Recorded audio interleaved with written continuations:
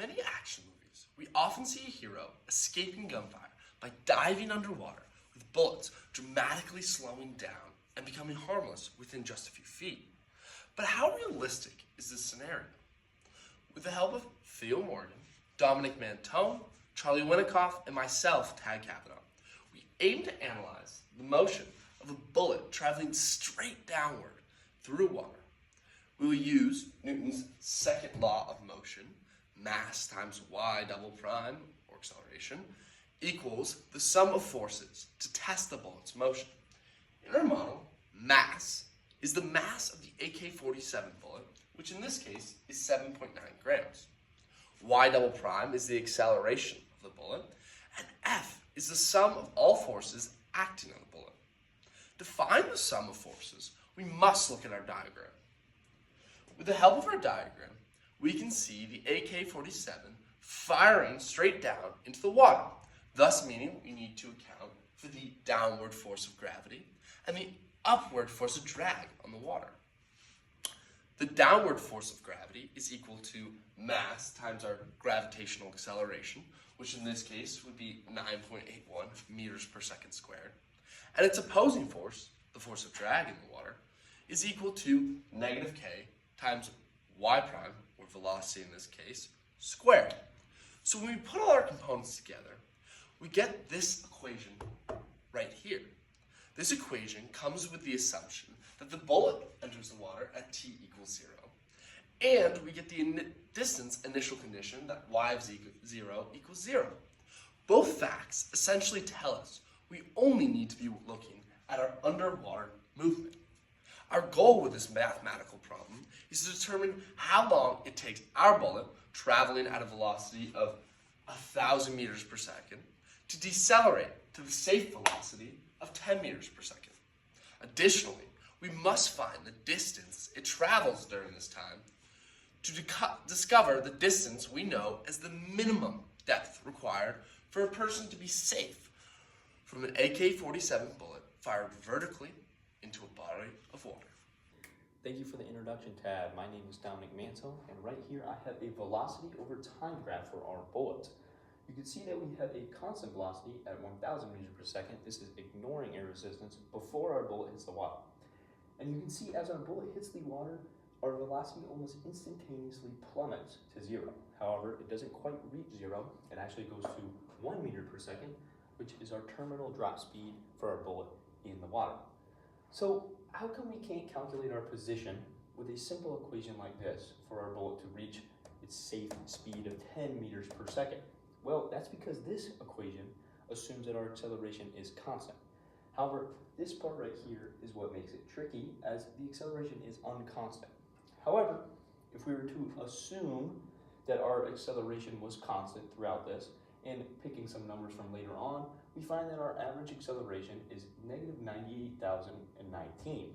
And if we were to plug that into this equation with the time that we find later on to reach the safe velocity of 10 meters per second, we find a distance of 5.1 meters is how far the bullet's going to travel before it reaches our 10 meters a second of safety speed.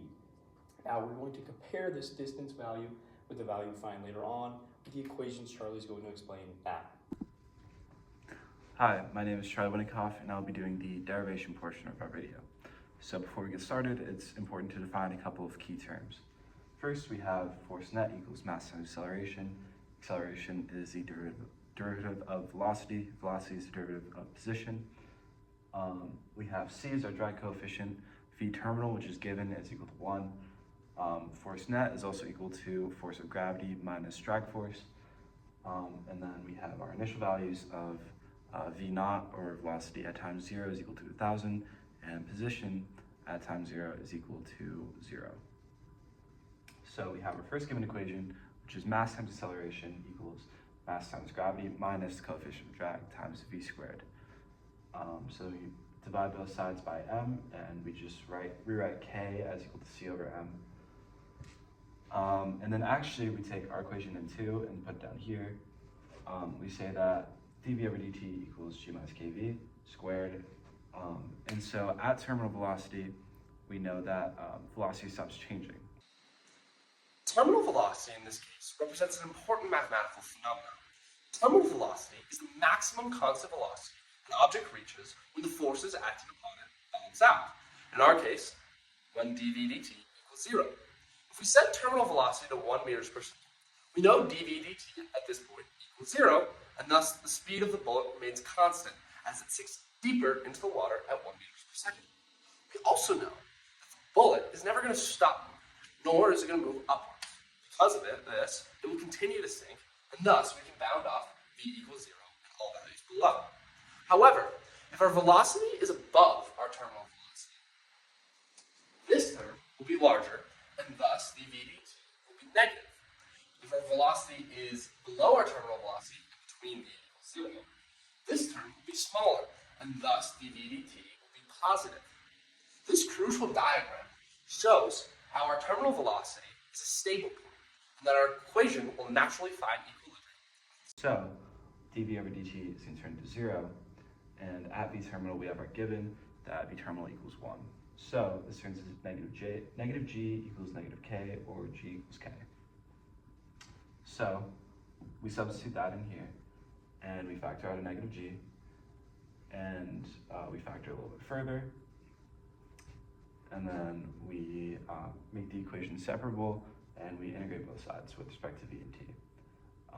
And so our v ends up being v equals 2 over 1 minus ce to the negative 2 gt minus 1. And then we use our initial value of v at time 0 is equal to 1,000, and we solve for c, which is 999 over 1001. We then just put c back in there, and we go v equals 2 over 1 minus 999 over 1001 e to the negative 2 gt minus 1. V equals dx over dt, or the derivative of position. So we just multiply out dt on both sides, and then we integrate. So we actually use a computer program to integrate both sides of that last equation, and we end up getting position is equal to 100 ln of 1001 e to 981t over 50 minus 999 all over 981 minus c plus c. And so for plus c, we just have this arrow up here that tells us our IVP is that position is 0 at time equals 0. And so we just plug those into this equation, and we find that c is equal to 100 ln of 2 over 981. So now we finally have our equations that account for our constantly changing acceleration.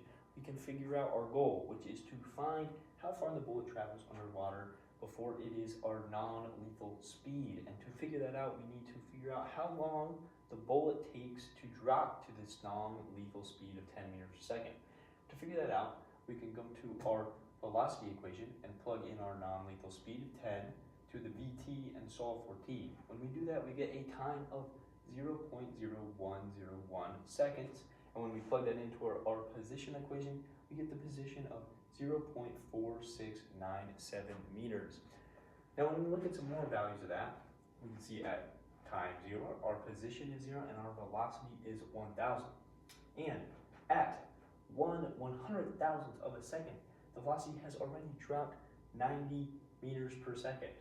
We come to 1/1000th of a second, we're already at 92.5 meters per second. And then finally, for our 10 meters per second, we're at 0.0101 seconds. Now this is happening under such a short amount of time. The velocity going from 1,000 to 10, that is understandable. When you look at the graph, it is such a strict and steep curve for these position and velocity graphs.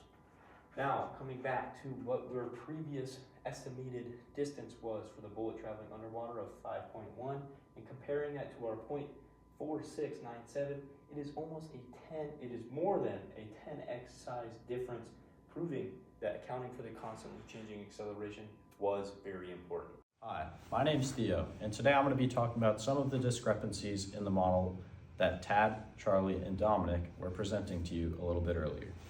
So, one of the number one issues in this model is the fact that it doesn't account for surface tension. Now, we don't account for surface tension because our bullet in the model actually starts underneath the water, which is totally fine. It's just not realistic, since in real life, the bullet most of the time will be traveling into the water from outside, which causes surface tension. Now, surface tension has several different factors. The size of the bullet, the speed of which the bullet is traveling at, the mass of the bullet, and this might not be as important, but the calmness of the water that the bullet is being shot into. So, if our bullet is larger, this is going to increase the force that the bullet has to undergo when it punctures the surface. Since the bullet is larger, it's taking up more surface area, and it's being applied to the force of this water more than a smaller object would. Similarly, the speed of the bullet is also a really big factor. Since if our bullet is going faster into it, like I said previously, the force will be larger, which is going to have a very large effect on A, the velocity of our bullet, and B, the distance that it travels. It'll make sure that the path won't be straight. It'll be kind of more. Now, like I said, there's another factor that may not be as important, but it definitely still has some effect. If you're shooting a bullet into a flat, calm body of water, such as a pool, there's not going to be much alteration of which the bullet enters the water once it hits the surface. However, if you're in a super rough ocean or sea, maybe like a scene from Mission Impossible, you're going to see the bullet travel down, hit the water, and get skewed off by the surface disruption of waves. Now, another factor that we didn't exactly account for would be the angle of which the bullet is fired. In our model, our bullet travels straight downward, signifying that our bullet has been shot straight downward vertically. This has two large implications. The first implication is that the force of gravity will be assisting our bullet as it travels vertically downward through the water, through the surface. Or in our model, not the surface, but in reality. On that note, in reality, our bullet is probably not going to be getting shot straight downward unless somebody is in, let's say, a helicopter shooting straight down. So we can construct this lovely diagram that depicts the distance traveled downward by the bullet and this angle theta, which signifies the angle at which our bullet is being shot into the water. Now, in order to solve for this distance, we can use two things. The angle theta, which is our variable, which I'm not going to plug a number in for because obviously it's changing and we want this to be applicable for many different situations. And x sub s, which is our safety speed, which is given as 10 meters a second. So, in order to calculate this, we're going to want to do sine of theta times our safety speed, x sub s, which is given as 10 meters a second. Now, one of the biggest factors that we fail to take account for is the structural integrity of a bullet. If a bullet is traveling at 1,000 meters a second, the speed given in the prompt, once the bullet travels slightly through the water, it's going to start to crumple upon itself, and that's going to really change our drag coefficient, causing the bullet to slow down at an even faster, more unpredictable rate. And in terms of position, now that bullet's not going to be traveling straight anymore, since it's not a cylindrical object. It's going to be flipping and flapping all over the place. Finally, we have one last major discrepancy in our model, and that is the speed of which the bullet is traveling. We are given that the bullet is traveling at 1,000 meters a second, or roughly 3 times the speed of sound, which, though possible for some guns, is highly unlikely for most of the weapons that we would see used in the scenario, like slower firing speed rifles or handguns. You're really only going to see a gun that can shoot upwards of 1,000 or close to 1,000 meters a second as a sniper or something like that, which is not super practical for shooting straight downwards. In conclusion, if we would like to further this model in the future to make it more accurate, some of the things that we should take into account are surface tension, the angle of which the bullet is fired, and the structural integrity of such bullet. Thank you for watching our project.